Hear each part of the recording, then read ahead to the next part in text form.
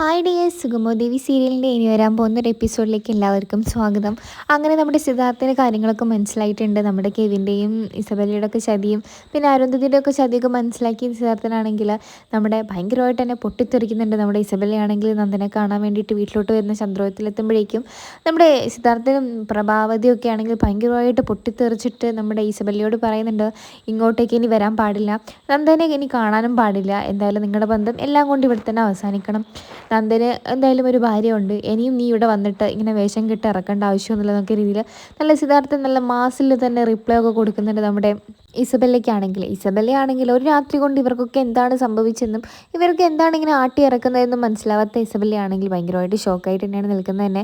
അതിനുശേഷം നമ്മുടെ സിദ്ധാർത്ഥൻ പറയുന്നുണ്ട്, എന്തായാലും ഒരു കാര്യം നീ മനസ്സിലാക്കിക്കോ, എല്ലാ കാര്യങ്ങളും ഞങ്ങൾ മനസ്സിലാക്കിയിട്ടുണ്ട് എന്നൊക്കെ സിദ്ധാർത്ഥൻ്റെ പ്രഭാതിയും പറയുന്നുണ്ട്.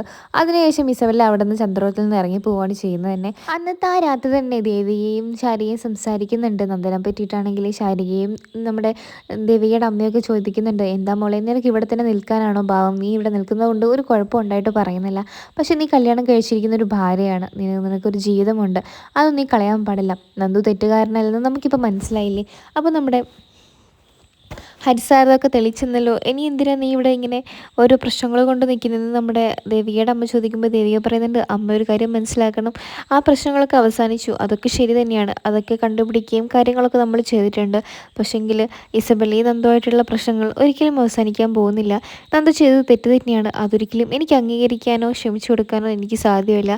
അപ്പോൾ നമ്മുടെ അമ്മ പറയുന്നുണ്ട് ദേവികയുടെ ആണെങ്കിൽ, നീ ക്ഷമിക്കണം, കാരണം അവൻ നിൻ്റെ ജീവിതത്തിൽ വേണമെന്നുണ്ടെങ്കിൽ ആ തെറ്റ് നിനക്ക് ക്ഷമിക്കുന്നത് കൊണ്ട് ഒരു കുഴപ്പമില്ല എന്നൊക്കെ പറഞ്ഞ് ദേവികയാണെങ്കിൽ മനസ്സിലാക്കാൻ ശ്രമിക്കുന്നുണ്ട് ദേവികയുടെ അമ്മയാണെങ്കിൽ. അതിനുശേഷം നമ്മുടെ ദേവിക്ക് അന്നത്തെ രാത്രി തന്നെ അതേസമയങ്ങളിൽ തന്നെ നമ്മുടെ ഹരിസാറിൻ്റെ കോള് വരുന്നുണ്ട്.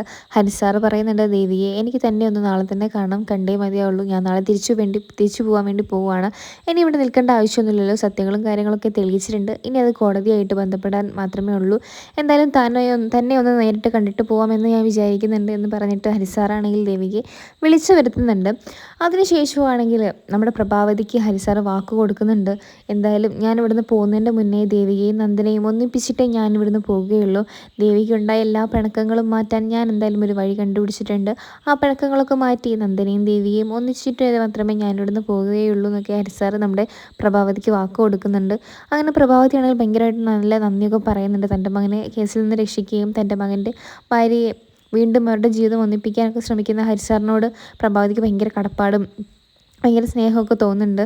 അങ്ങനെ പ്രഭാവതി പറയുന്നുണ്ട്, ഇനിയും ആ ഇസബെല്ല എന്ന് പറഞ്ഞവൾ വീണ്ടും വന്നാൽ എന്താണ് ചെയ്യുക എന്ന രീതിയൊക്കെ ചോദിക്കുന്നുണ്ട് ഹരിസാറിനോടാണെങ്കിൽ. ഹരിസാർ പറയുന്നുണ്ട്, ഇനി ഒരിക്കലും അവൾ വരില്ല, വരാത്തതൊക്കെ നമുക്ക് ചെയ്യേണ്ട കാര്യങ്ങളൊക്കെ നമ്മൾ ചെയ്തിരിക്കും എന്നൊക്കെ പറയുന്നുണ്ട്. അതിനുശേഷമാണെങ്കിൽ ഇസബെല്ലയാണെങ്കിൽ കെവിനെ കണ്ടുമുട്ടുന്നുണ്ട്, കെവിനോട് എല്ലാ കാര്യങ്ങളും പറയുന്നുണ്ട്. ചന്ദ്രോത്ത് പോയ സമയത്ത് അവരെന്നെ ആട്ടി ഇറക്കുകയും അവർക്ക് കാര്യങ്ങളൊക്കെ ഏകദേശം മനസ്സിലായിട്ടുണ്ട്, ഇനി എന്തായാലും നമുക്കിവിടെ നിൽക്കുന്നത് അത്ര സേഫുള്ള കാര്യമല്ല. അപ്പോൾ കെവിൻ ചോദിക്കുന്നുണ്ട്, ഇങ്ങനെയൊന്നും ആയിരുന്നില്ലല്ലോ, നീയും ഋഷിയും കൂടെ പറഞ്ഞത് ഒരു പ്രശ്നവും വരില്ല എന്നായിരുന്നില്ലേ, അന്നേ അരുന്ധതി മേഡം പറഞ്ഞതാണ് ഈ കാര്യങ്ങളൊക്കെ നിർത്താൻ വേണ്ടിയിട്ട്, ഇപ്പം എല്ലാം പ്രശ്നങ്ങളുമായിട്ട് വലിയ പ്രശ്നത്തോടാണ് ഇത് മുന്നോട്ട് പോകുന്നത്, ഇനിയിപ്പോൾ നമ്മൾ എന്താ ചെയ്യുക, ഇത് നമ്മുടെ കയ്യിലൊന്നും ഒതുങ്ങാൻ പോകുന്നില്ല, ഹരിസാർ എന്തായാലും എല്ലാ സത്യങ്ങളും കണ്ടുപിടിച്ചിട്ടുണ്ട്, അല്ലാതെ അവർക്കൊന്നും ഇത്ര പെട്ടെന്ന് കാര്യം മനസ്സിലാക്കാൻ ഒരു വഴിയില്ല, ഹരിസാർ വന്നതുകൊണ്ടാണ് നമ്മുടെ പ്ലാൻ മൊത്തം തെറ്റിയിരിക്കുന്നത്, അയാളെ എങ്ങനെയെങ്കിലും പറഞ്ഞു വിടണം, എങ്കിൽ മാത്രമേ കാര്യമുള്ളൂ എന്നൊക്കെ നമ്മുടെ കെവിനും ഇസബെല്ലയും പരസ്പരം ഇങ്ങനെ സംസാരിക്കുന്നുണ്ട്. അതിനുശേഷമാണെങ്കിൽ നമ്മുടെ കെവിൻ പറയുന്നുണ്ട്, ഇനിയിപ്പോൾ അറിഞ്ഞിട്ട് എന്തിനാണ് അയാളെ പറഞ്ഞു വിടുന്നത്, അയാൾ എല്ലാ കാര്യങ്ങളും എല്ലാവരോടും പറഞ്ഞു കാണും, അതായിരിക്കും നീ അവിടെ ചന്ദ്രോത്ത് പോയ സമയത്ത് അവർ നിന്നെ ഇറക്കി വിട്ടത് എന്നൊക്കെ പറയുന്നുണ്ട് നമ്മുടെ കെവിനാണെങ്കിൽ ഇസബെല്ലയോട്. അങ്ങനെ അവരതിനെക്കുറിച്ച് ഇങ്ങനെ ഒരുപാട് സംസാരിക്കുകയൊക്കെ ചെയ്യുന്നുണ്ട്. ഇനിയിപ്പോൾ എന്താണ് ചെയ്യുക എന്നുള്ള ഒരു ഐഡിയയും കിട്ടാതെ കെവിനും ഇസബെല്ലയും നിൽക്കുകയാണ് ചെയ്യുന്നത് തന്നെ. അതിനുശേഷമാണ് നമ്മുടെ ദേവികയും ഹരിസാറും കണ്ടുമുട്ടുന്നത്. ഹരിസാറാണെങ്കിൽ ദേവികയോട് പറയുന്നുണ്ട്, എല്ലാം കാര്യങ്ങളും നിനക്ക് മനസ്സിലായില്ല ദേവികയെ, നമ്മുടെ നന്ദനാണെങ്കിൽ ഒരു തെറ്റും ചെയ്തിട്ടില്ല, എല്ലാ സത്യങ്ങളും ഇപ്പോൾ കോടതി മുമ്പാകെ ഞാൻ സത്യം ചെയ്യാൻ വേണ്ടി പോവുകയാണ്, കാരണം എല്ലാ കാര്യങ്ങളും അവിടെയാണ് എനിക്ക് തെളിയിക്കേണ്ടത്, അതുകൊണ്ട് ഞാൻ നിന്നോടൊരു കാര്യം പറയാം, നിൻ്റെയും അവൻ്റെയും ചെറിയ പ്രായമാണ്, തെറ്റുകളൊക്കെ സംഭവിക്കുന്നത് മാനുഷികമാണ്, അതൊക്കെ പൊറുക്കുന്നതാണ് ദൈവികം എന്നൊക്കെ നമ്മുടെ ഹരിസാർ പറയുന്നുണ്ട്. നീ എന്തായാലും ക്ഷമിച്ചു കൊടുക്കണം അവന്, കാരണം ഒരു ജീവിതമേ ഉള്ളൂ, അവൻ നിന്നെ അത്രയേറെ സ്നേഹിക്കുന്നുണ്ട്, അറിയാതെ പറ്റിപ്പോകുന്ന തെറ്റുകൾക്ക് മനുഷ്യന്മാർക്കാവുമ്പോൾ അതൊക്കെ പറ്റിപ്പോവും ദേവികെ, നാളെ നിനക്കാണിത് സംഭവിക്കില്ലയോ എന്ന് നമുക്ക് പറയാൻ കഴിയില്ല, കാരണം മനുഷ്യൻ്റെ മനസ്സാണ്, ഹരിസാറാണെങ്കിൽ ദേവികയും നമ്മുടെ നന്ദനെയും ഒന്നിപ്പിക്കാൻ വേണ്ടി ശ്രമിക്കുന്നുണ്ട്. അപ്പോൾ നമ്മുടെ ദേവിക പറയുന്നുണ്ട് ഹരിസാറ് പറഞ്ഞതുകൊണ്ട് മാത്രമല്ല വീട്ടുകാരും പറഞ്ഞിട്ടുണ്ട്. പിന്നെ എനിക്ക് തന്നെ തോന്നിയിട്ടുണ്ട്. സാറി പറഞ്ഞ കാര്യങ്ങൾ തന്നെയാണ് എനിക്കും തോന്നിയിരിക്കുന്നത്. മനുഷ്യൻ തെറ്റ് ചെയ്യുമ്പോൾ അത് ക്ഷമിച്ചു കൊടുക്കുക എന്നതാണ് ഏറ്റവും വലിയ ദൈവീകം. എന്തായാലും നന്ദനായിട്ട് ഞാൻ സംസാരിക്കട്ടെ. ഞങ്ങൾക്കൊരു ജീവിതം ഉണ്ടാവുമെന്ന് തന്നെയാണ് എൻ്റെ പ്രതീക്ഷ. കാരണം അയാളെ ഞാൻ മറക്കാനോ വെറുക്കാനോ ഒന്നും പോകുന്നില്ല. അയാൾ ആ ചെയ്ത കാര്യം എനിക്കിഷ്ടപ്പെട്ടില്ല അത്രമാത്രം. അതുകൊണ്ട് മാത്രമേ ഞാൻ മാറി നിൽക്കുന്നുള്ളൂ. എന്തായാലും ഞാൻ അയാളുടെ വീട്ടിൽ തന്നെയാണ് പോകാൻ വേണ്ടി പോകുന്നത്. അമ്മയെ ഒന്ന് കാണണം, അച്ഛനെയും കാണണം. എന്തായാലും അവരും കൂടെ ഇനി വിഷമിപ്പിക്കാൻ വയ്യ. എന്തായാലും സാറ് പറഞ്ഞ പോലെ തന്നെ ഞങ്ങൾ ഒരുമിച്ച് തന്നെ ജീവിക്കാൻ വേണ്ടി ഞാൻ തയ്യാറെടുക്കുകയാണ് എന്നൊക്കെ ദേവികയാണെങ്കിൽ ഹരിസാറിനോട് പറയുന്നുണ്ട്. അതിനുശേഷം ദേവികയും ഹരിസാറും ആണെങ്കിൽ ഒരുമിച്ച് തന്നെ ചന്ദ്രോത്ത് പോകുന്നുണ്ട്. ചന്ദ്രോത്ത് എത്തിയിട്ട് ഭയങ്കരമായിട്ട് സന്തോഷിക്കുന്നുണ്ട്. ദേവിക തിരിച്ചു വന്ന ഉടൻ തന്നെ പ്രഭാവതി പറയുന്നുണ്ട് മോളിനി പോകരുത്, അമ്മയ്ക്ക് വേണ്ടിയെങ്കിലും ഇവിടെ നിന്നേ മതിയാവുള്ളൂ. അപ്പോൾ ഹരിസാറ് പറയുന്നുണ്ട് നന്ദന് വേണ്ടിയിട്ട് തന്നെയാണ് അവൾ തിരിച്ചു വന്നിരിക്കുന്നത്.